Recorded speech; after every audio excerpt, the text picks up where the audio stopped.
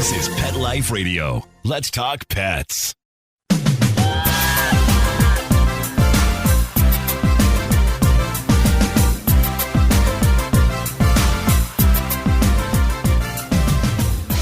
Good day from California. Welcome to the Anything Possible podcast. I'm your host, Dr. Courtney. I'm a veterinary surgeon, former co-host of Pet Talk on Nat Geo Wild, host of Vet Candy Watch, and I'm just an all-around pet lover. As many of you already know, this is a podcast where we celebrate the fact that everywhere you look, there is the beauty of the human-animal bond, and that bond influences our everyday lives. And lucky for me, I get to talk to some of the most fascinating and engaging people, where we explore the strength and the depth of that human-animal bond. What does it feel like to fight a war without ammo? That's what I want to talk to you about today. You know, as a young veterinarian, I remember the week that my hospital was bombarded by a parvovirus outbreak. I was working in Long Beach, and although I believe it was only 10 or 14 days of misery, I remember there were times during that mini epidemic that I saw close to 5 to 10 parvovirus cases every single day for multiple days in a row.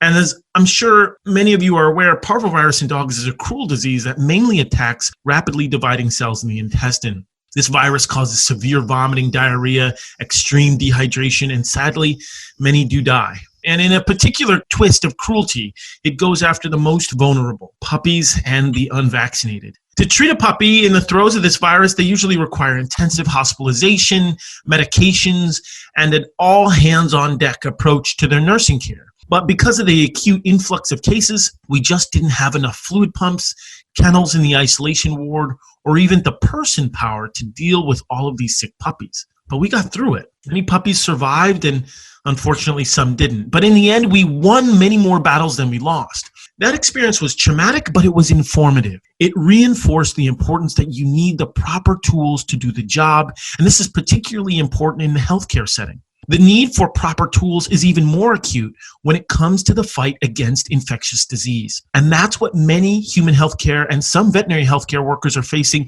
in the fight against coronavirus, COVID-19. The heroes of this crisis are the nurses, the doctors, and other healthcare workers who are on the front lines. And they need the tools, the ammo of sorts, to fight this disease. With coronavirus cases soaring, doctors and nurses and other frontline medical workers across the United States are confronting a dire shortage of masks, surgical gowns, and eye gear to protect them from the virus. Doctors have expressed soaring anxiety and fear that they could not only expose themselves to the virus, but their families and others. And many doctors have reported to perform risky procedures like intubation without N95 respirators or protective eye gear. And because of the shortage, they don't have a way to protect themselves or their patients. And even more tragically, some healthcare workers in New York, in fact, were pictured using hefty garbage bags for personal protective equipment. This shortage is so severe. And now that they're turning to crowdsourcing and the benevolence of other healthcare institutions like veterinarians and veterinary professionals that use this protective equipment, they have begun donating their inventory to medical professionals to help them with the shortage. Today, we're going to talk to one of those incredible organizations that have lent a helping hand in the face of this crisis. They are already making a big difference, and they hope to make an even bigger impact. But before we do that, let's pause for a brief moment. And when we come back, we're going to talk to a life-saving veterinary organization that not only regularly saves animal lives, but is also helping us human lives right now. And I'm super excited to speak to them, and I know you will be too. So stay with me, and I'll be right back in a moment.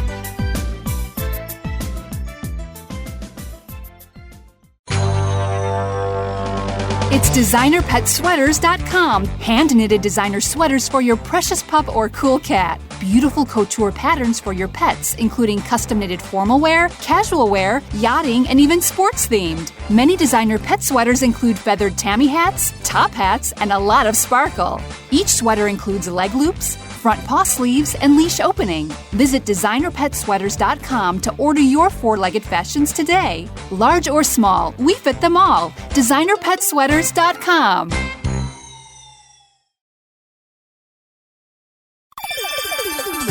Let's Talk Pets on PetLifeRadio.com.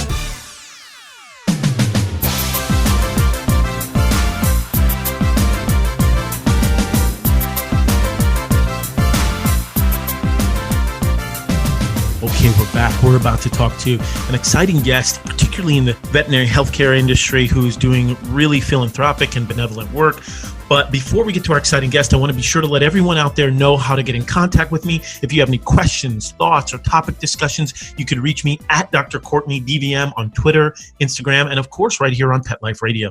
Questions with positivity and love will get answered with priority, but not exclusivity. So I'll pretty much answer anything. Today, I'm joined by Mr. Gene O'Neill, who is the CEO of the North American Veterinary Community, otherwise known as NAVC. Gene has been with NAVC since August of 2013, and he has a rich and diverse background leading other large organizations. He has a deep history in the finance industry, having served as the manager, controller, and vice president of the Institute of Internal Auditors, helping to develop and deliver benefits to over 72,000 members across the U.S., Canada, and the Caribbean. Adding to his varied array of leadership positions, Gene spent 10 years with SeaWorld of Florida and 8 years as the general manager of Baseball City Sports Complex, the spring training site of the Kansas City Royals. Gene joined NAVC in 2013 as the Chief Financial Officer and is now the Chief Executive Officer. In his 6 short years with NAVC, he revolutionized and reimagined NAVC's portfolio to become the largest publisher in the veterinary space. He's created new divisions within the NAVC, certification programs, a service organization to help smaller veterinary organizations, and a recruiting tool to find other talented veterinarians. In one phrase, he is an ambitious advocate for the veterinary health industry.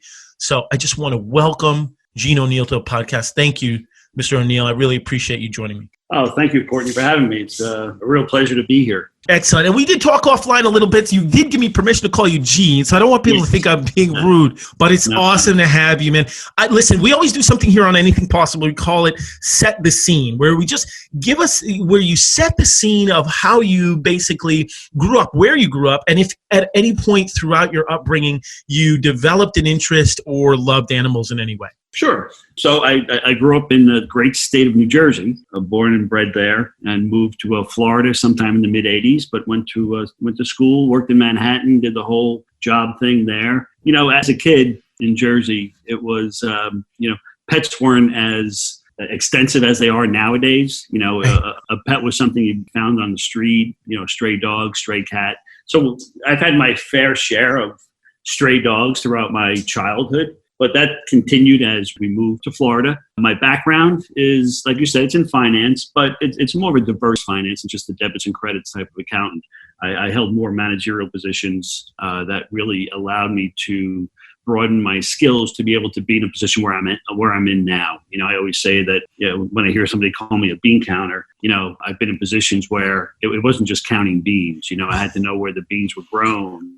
Right. That's what I want to know in terms of accounting. Is that a pejorative term? Is bean counter a pejorative term? Or is that something you say tongue-in-cheek, said it with love? Yeah, tongue-in-cheek. Okay. Mostly you're the money guy. Got it. You're the guy that says no, right? But I think my experience really, and just to lay it out here for your audience, yes, I'm not a vet, but I do run an association, tremendous association that educates veterinarians. But in order to get there, you have to get into a position where you can learn about the industry. And as you said in your opening, I have run other associations, different industries. So you have to learn what they need. And that's the key thing there, is getting into what the needs of the industry are, what the professional needs are, which is, difficult at times. But once you get into it, and a topic like this, where everyone loves animals, everyone, it seems, has a pet, and you want to do the best you can to educate those that take care of these for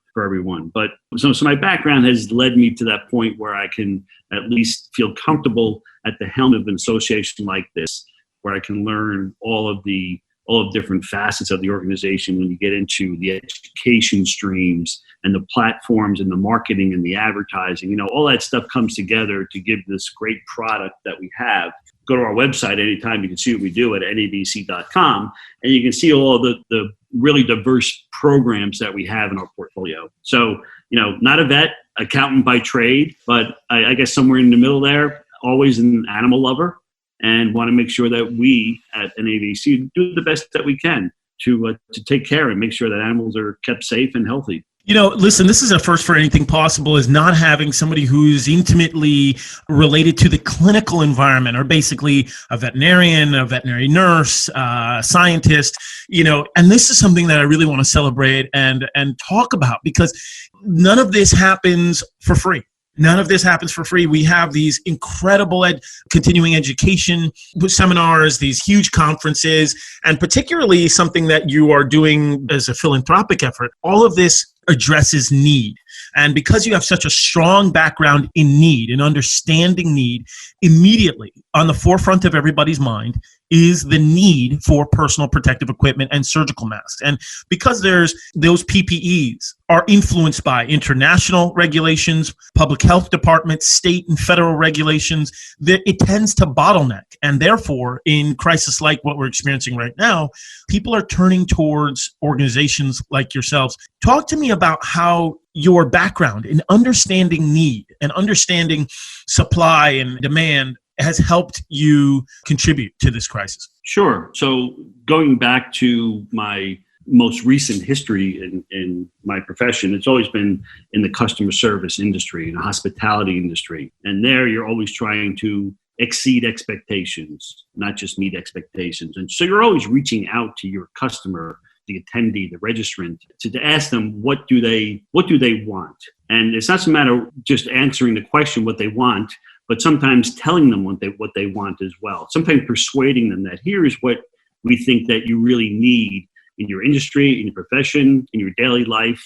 And that's what we try to get to the root of, is trying to get the balance between what they say they need and what we can provide, as well as telling them what we think they need as well. So in these days, in the recent headlines that you see going on, and it's a shame what you see in the supply chain for things that people in the profession are saying they need. And to be able to sit back now and have the ability to help out, believe me, it's a small gesture, but it goes a long way with what we've done with the donation that we made recently for all the PPE that we had. And this is materials that we've collected over the past couple of years. We do have this one event that we put on that unfortunately this year we had to cancel. It's a great hands-on learning opportunity for those in the veterinary profession, veterinary professionals to get really hands-on with surgical techniques, with laboratory techniques.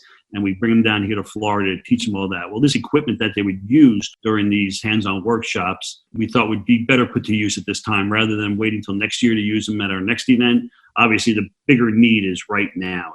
Right, and we're hearing the voices out there telling us what they need. We're reading the headlines. This was just our way of saying, hey, we can help you. We hear you, and we can help you with this stuff, and put it to good use, put it to the best use that you could right now, rather than having us wait until next year to use it. So just so I'm clear, and I certainly don't want to bury the lead here, but just so I'm clear, you had a scheduled event, and once it was canceled, I'm sure there were a lot of forlorn faces and people who were sad, but what you did is you took some negative news that a huge event was canceled, and you turned that into something really positive and really bright. Am I understanding that you repurposed all of those materials that you had for that canceled event to help those in need? That's exactly right. We repurposed everything. Like I said, normally we would hold a small inventory for ourselves because we do prepare for the event as it comes up. But everything that we have, or we had, we gave and we donated it. Do you have any idea on the scope or the size and how many you donated, or it's impossible to know? Either by dollar amount or number amount. Do you have any idea? Dollar amount, it was probably in excess of $10,000. Whoa. And we're talking about everything that you would think about for the personal protective equipment. There's, the masks, the gowns, the shoe covers, right? Everything like that. But there's, thousands of those were donated. So, in some of the headlines you read now where they're reusing face masks on a daily basis rather than I heard one doctor was using the same face mask 3 days in a row. Right, rather than just on a patient basis where they change. Now they're changing every day or maybe every couple of days. But so we had a lot of equipment. We had, surgical gowns, headgear. I said gloves, and so it was everything that you would normally, when you bring your dog or your pet to a veterinarian, your vet, and they would bring him into the examining room or into the surgical suite. Any equipment that they would have, any personal protection equipment they would be wearing is what we had in store. So all of that was repurposed. Yeah, it's very interesting because you are seeing this, basically this new normal, or this change in the expectation. When pet parents bring their dog to the veterinarian, they may see a veterinary nurse come out to the parking lot instead of in the hospital to retrieve their dog, donned in personal protective equipment, and then all of the collars, leashes, harnesses are removed, and that hospital's leash is placed on your pet and then brought into the hospital. Doctors examine them in the hospital and then give you a call instead of coming out to talk to you. And so some of that warm and fuzzy feeling of the appointment, sometimes that's lost just in trying to be responsible during this crisis. Have you heard any stories like that just among the veterinary community on how different veterinarians are handling the crisis? Or potentially, have you had any personal experience with the veterinary healthcare community saying, wow, this really has changed? It is changing, Courtney, and it's not what it used to be even a month ago or a month and a half ago. Right. It's changed that rapidly in 90 days, less than 90 days, where you're right. Now they're maybe even allowing only a visitor at a time into the waiting room, or the curbside pickup, which really goes sort of against the fear-free, if you will, the fear-free theory that I hear you.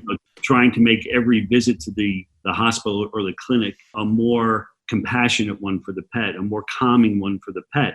Now they're thrust into this situation where they're out of their norm as well. Hey, even with stay at home, even with working from home professionals, now their pets are sitting around looking at them like, well, is this Saturday again? Is this, what are you doing here? I think that's a really important point you're making. I think that the care and the anxiety and the sort of mental health space with pets is kind of lost in this conversation, in that I get it. Of course, the fact that there are people who are getting really sick, and unfortunately people are dying from this disease, but the sort of how it reverberates throughout the communities, particularly the veterinary health industry, and the care and well-being of the pet, I think that's also getting lost in conversation. So I'm certainly happy that you brought that up.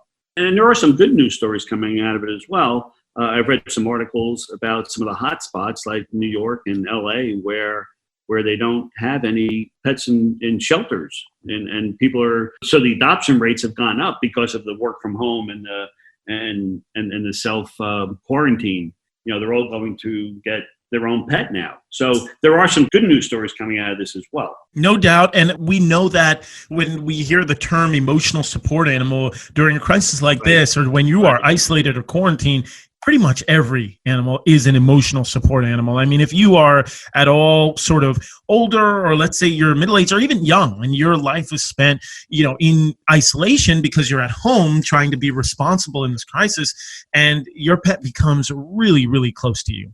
Yes. Yes, absolutely. There's that bond. There's that, the human-animal bond is what we're talking about here, and it extends the life of both the pet and the pet owner. Absolutely. Now, one thing I definitely wanted to talk about is that human-animal bond, particularly because you had mentioned, hey, things are changing. In 90 days, they just have changed so much, and they weren't the same a month or 2 months ago. And what I have been referring to this as the COVID era. And the reason I use the term era is because what I'm referencing is that things will fundamentally change. The way we do business, the way we interact with each other usually do change when you have huge events like this. And sometimes they're tragedies that will cause people to change. Do you feel that the interactions between the veterinarian and the client, or just the veterinary-client relationship, will change after this area? And I'm specifically referencing telemedicine. Telemedicine, yes. I certainly hope so, because I think there's a lot of opportunity with that. I know the federal guidelines have been relaxed a little bit during this period, where you can, now these are for instances where you already have a VCPR in place, so you can't establish one with a veterinarian if you don't have one already through telemedicine. So, but just so that everybody knows, VCPR, I assume you're referencing veterinary client-patient relationship. Yes, exactly. Okay, perfect. Yes. Describe for us how NAVC is involved in the telemedicine space in the veterinary industry. So what we do here is we have this one collaborative initiative that we started called the Veterinary Innovation Council, and it's really representatives of the industry, the the pet industry, whether it's health or pharma or academia. So we get together on a periodic basis to discuss the hot topics of the day as it comes to animal medicine, animal health. And one of the initiatives that they've undertaken, and they're still working on it, so nothing has been finalized with this yet, is the telehealth issue. So that's how NAVC has coordinated this effort. We are still working on getting some guidelines and getting some other materials together from all of our participants. But it's as you know, it's growing. The need for it is growing, and each state would have their own regulations over it. But right now it's, for this period of time, I think it's really a big benefit, because one of the things that we see also, and as you well know, one of the big stressors in the veterinary profession is this just adds to the stressors. So they have these other stressors in place for them already, whether it's student debt or turnover or hours in their clinic. Now they have another stressor with this COVID-19 and all the implication it has on them. So to be able to provide some support through telemedicine is only a benefit for them. It relieves that stress now of having that one patient in the office at a time, or the reduced amount of time you can spend with the client. So, the telehealth is a big initiative that will continue to push forward to see if we can get this broad-based support. Not only is it important to discuss, and I really applaud your efforts in helping to establish some guidelines. I mean, even on the human side, as far as physicians, they're trying to figure it out. I mean, they're talking about helping to allay certain patients' fear, whether, if they have a fever, or does, that cough need antibiotics, or does it need just more time to resolve? And even just something as far as a skin rash, does it need topical cream over the counter, or does that need to be biopsied? Right. Things like that. And I think in veterinary medicine, the challenges are even slightly more interesting and more complex, because obviously our patients can't describe to us exactly the way that they're feeling. So I think that the guidelines that you're bringing up are super important. Yeah. Have you seen, just in these organizations and meetings and the Veterinary Innovation Council, have they seen a strong uptick in telemedicine and telehealth within the veterinary community? Just from some of our own board members, we're hearing the conversation start to elevate about using it more in clinics and using more in their own practices. I haven't had any instances of where it's actually being deployed, but there's certainly more of an awareness now and more of a concentrated focus and interest to get something started. So, awesome.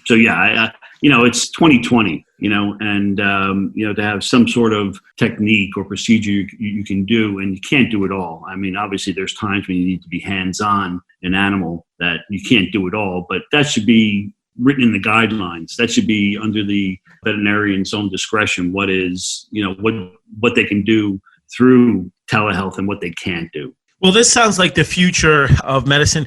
But for a second, what I'd like to do is talk a little bit about the past, because in a very short time, you have expanded NAVC's portfolio in terms of their impact in the veterinary community. But I'd like to pause for a quick break. And when we come back on the other side, would you mind talking to me just about NAVC's portfolio? Absolutely. Excellent. All right, we'll be right back. My dog, Mojo, was half beagle and half coonhound. He ate everything in sight. He would swallow things whole, including a chicken carcass, a bird nest with a bird in it, and assorted stones and sticks. We had to take him to the veterinary emergency room. After surgery, Mojo had skin issues. He was constantly itching and scratching, chewing on his feet, and chewing the hair right off of his legs, being irritated, lethargic, and just not the same dog. DINOVITE.com. When we put him on the Dinovite, he took right to it. All of these symptoms disappeared. Dinovite is nutrition. If you want the dog to be healthy, you got to feed it something healthy. Something that he actually likes to eat. You need to put him on Dinovite. Dinovite for life. If you love your dog, you don't just want him healthy, you want him to be happy. You won't believe how happy your dog will be. DINOVITE.com.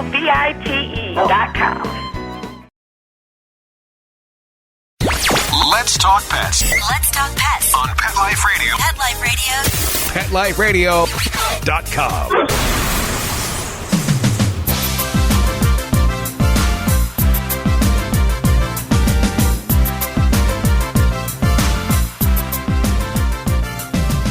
And we're back. We're talking with the CEO of NAVC, Gene O'Neill, who's just been talking a lot about philanthropic efforts, particularly in the fight against coronavirus, COVID-19, donating a lot of personal protective equipment or repurposing it from an event that was canceled, which is absolutely incredible. And we also touched on telemedicine and telehealth and how that is proliferating throughout the veterinary health industry. But I'd like to, Gene, if you don't mind, I'd love to talk a little bit about NAVC in general, because I'm just going to be honest with you. It was my first time going to VMX this year, and it was absolutely fantastic conference, man.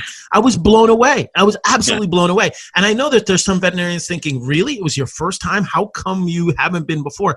I don't know. A lot of times it's, a lot of times there is a priority placed on these surgical meetings, right? ACVS or VOS, Veterinary Orthopedic Society. So, you do go to these meetings and you only have a certain amount of time, but I had the opportunity to go to VMX and I was just blown away, not only in its scope of how large it is, but a lot of veterinarians in the media space who I only had met online, I actually got to see them in person. So it was a very interesting reunion of sorts. Yeah, it was fantastic, because of course I've got personal anecdotes for days, but I'd love to hear from you. Why should everybody attend VMX?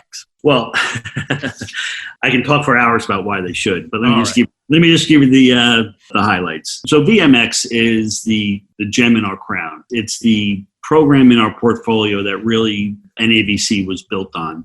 It started over 30 years ago as a roundtable with some veterinarians out of the University of Florida. It expanded from there year after year. Then they started to bring more and more people in. So when I came in to the organization in 2013, I think we had maybe 8,000 or 9,000 attendees at the event. I think we had maybe 400 or 500 exhibitors, a couple of workshops. And in that short period of time, in the 6 years, we've grown to over 700 exhibitors, almost 750,000 square feet of exhibit space, 900 sessions that you could attend. There's 350 or so speakers, internationally renowned speakers on their specialties.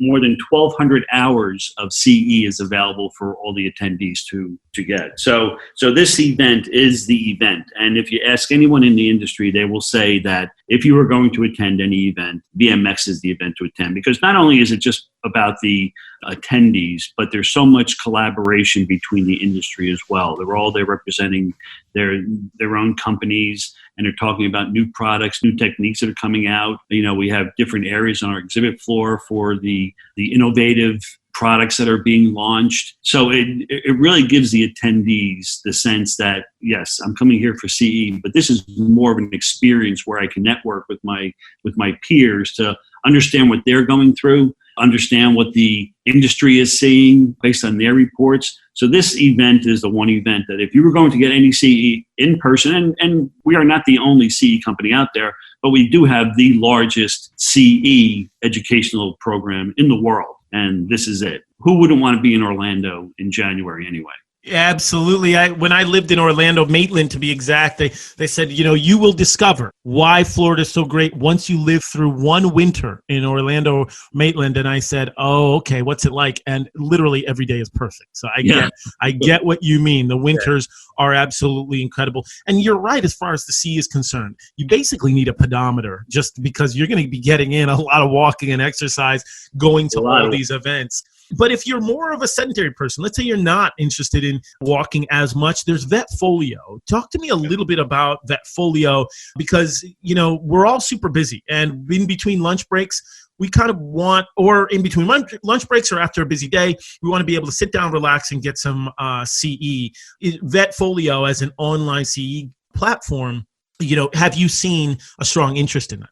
More recently, yes. We have seen an uptick in our subscription base for it. And basically what it is, it's a platform for online learning where you can get CE for attending different sessions on everything from sports medicine related or, UTI in dogs.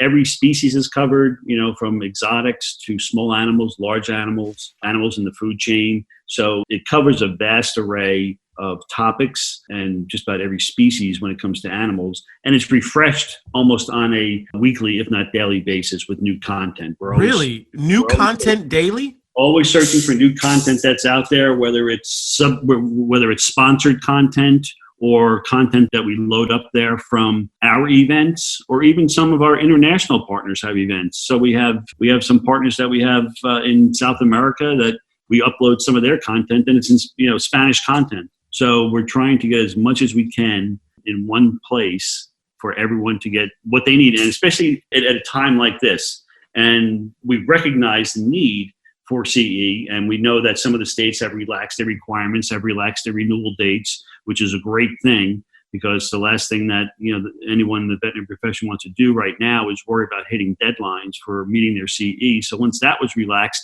we relaxed also the ability for getting on behind our wall. So we have free CE that we've offered now for some of and for anyone who wants to get on Vetfolio to learn about anything. We've offered some opportunities for free CE as well.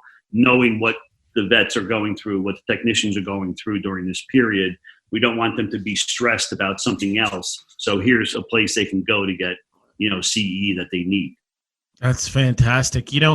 I think about Vetfolio. You had mentioned the Veterinary Innovation Council. It also mentioned VMX and just how it's just grown exponentially over the years.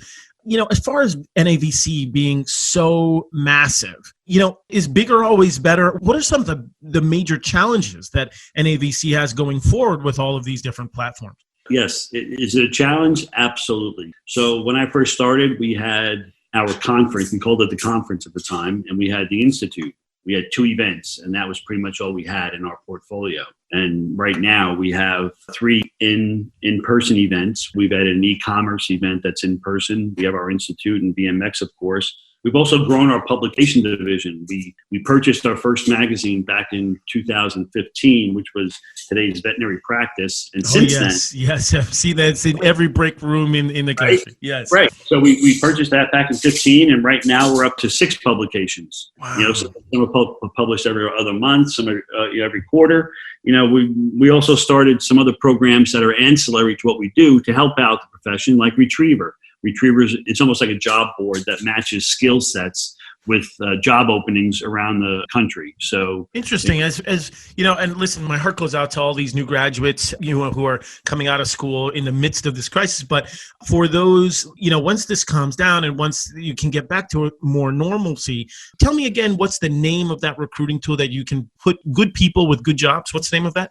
It's called Retriever. Retriever. Okay, excellent. You can go to NAVC.com and see all of these programs and different services that we provide. But that was new last year. We rolled this out last year. And I think, Vetfolio and Retriever, I think we're going to see a large uptick in the usage of those 2 platforms shortly. Yeah, not only that, but I have to know, because I'm a news junkie, talk to me a little bit about Spark. Does NAVC have a news division going on? So Spark was started with that concept in mind. It was meant to be sort of like the CNN of veterinary news. So when they were breaking reports on mergers or acquisitions or new products or new techniques, the idea was to have it relayed through Spark. You would go to our 24/7 news channel and get these updates. Now we have adjusted a little bit because we're not at that point yet. I think we'll still get there, but we still have content on there that is all video content, and whether it's our own generated content or someone else's generated content by a sponsor, and it's all the same type of content that you would see if you went to a conference or even if you went to Vetfolio, but it's all in video form, which is a great format to learn for some. They're not just always reading, they're listening. So Spark, I think, will get to the point where we wanted to get at some point, because we do get lots of information on a daily basis, and we put out a lot of information that we get on a daily basis. We have other reports that we do that we distribute through our community. I think last year we touched, between all of our products, over 500,000 people in the veterinary profession. So that's a lot of people.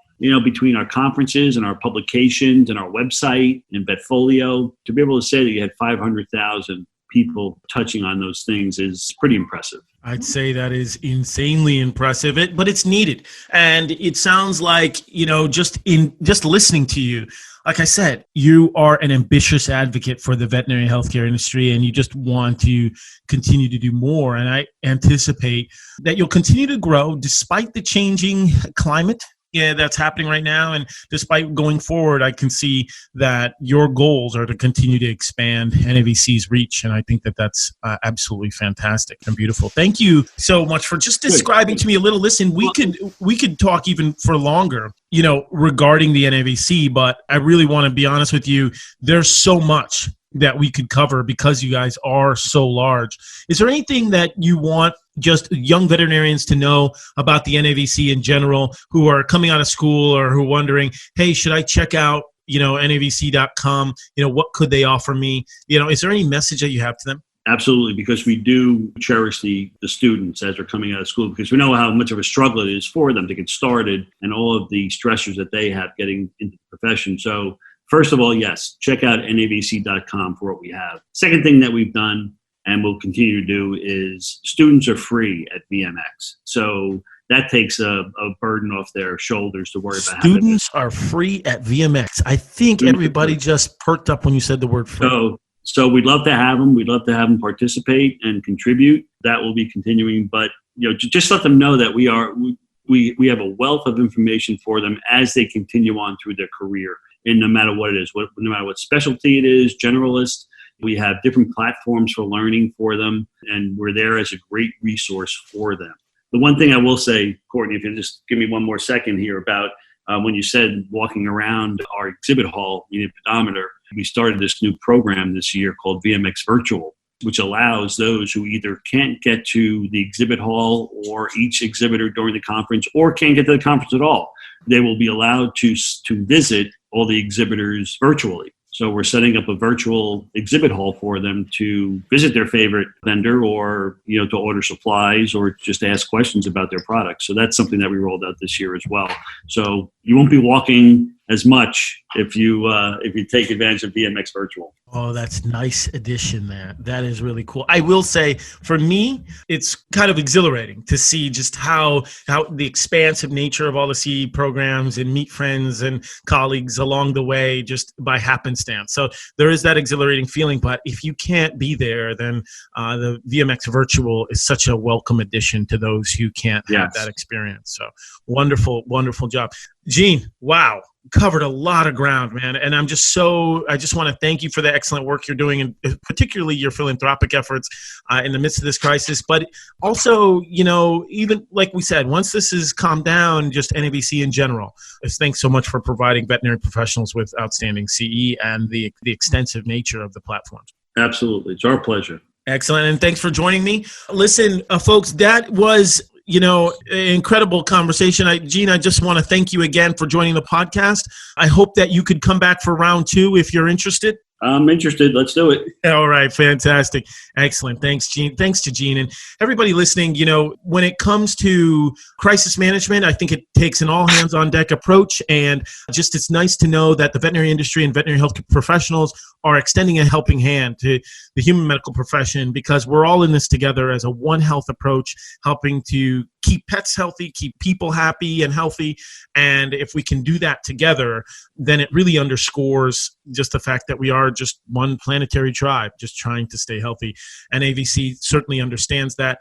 And as in general, we got a chance to just talk about Gene's background, just growing up in New Jersey, of all places. And, starting off in managerial, he understands the need of veterinary professionals for outstanding CE, and understands the need that we have on a variety of platforms, whether it's Vetfolio, whether it's Retriever as a recruiting tool, whether it's Spark, and developing to be the CNN of news, or their flagship enterprise, VMX, which is incredible. Regardless of what it is, he got a chance to touch on all of those wonderful areas. So we want to thank Gene, and then tune in for more amazing episodes here on Anything Possible. There is nothing stronger than the human-animal bond. Let's Talk Pets, every week on demand, only on PetLifeRadio.com.